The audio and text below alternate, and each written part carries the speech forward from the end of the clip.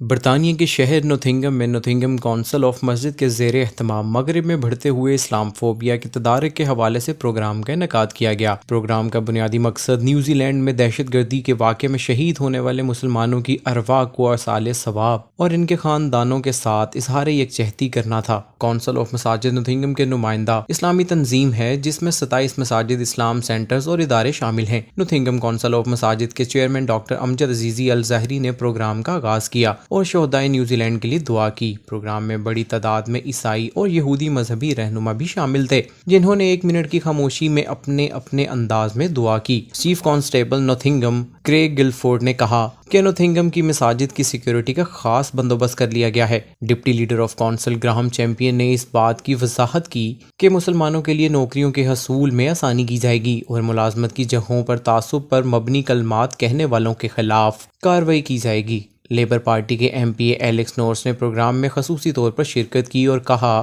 کہ نوتھنگم شائر کے بنیادی مسائل میں سے مسلمانوں کے مسائل کو حل کرنے کے لیے اپنی کوششیں زیادہ تیز کریں گے اور اسلام فوبیا ختم کرنے کے لیے اپنا کردار ادا کریں گے۔ ٹریڈ یونین کے رہنما لوئس ریگن نے کہا، ہم مسلمانوں کی خدمات کا اعتراف کرتے ہیں اور مل کر کام کریں گے۔ کریمیا انسٹیٹیوٹ کے چیف ایگزیکٹو ڈاکٹر مشرف حسین الظاہری نے کہا کہ مسلمانوں کو اپنے حقوق حاصل کرنے کا طریقہ سیکھنا چاہیے۔ ساجد محمود چیئرمین ہما فاؤنڈیشن نے کہا، اسلام فوبیا کو جڑ سے ختم کر دینا چاہیے۔ پروگرام کے اختتام پر doctor Amjad Aziz chairman council of مساجد نوتھنگم نے بات کرتے ہوئے تمام مہمانان گرامی اور کمیونٹی لیڈرز کا خصوصی شکریہ ادا کیا اور اسلام فوبیا کے بارے میں سب کے کردار کے حوالے سے تعریف کی۔ پروگرام کی نظامت گرین اکیڈمی کے صدر مفتی احمد پیر بھائی نے اپنے ادارے میں کی۔ سید آل محمد، UG نیوز، نوتھنگم۔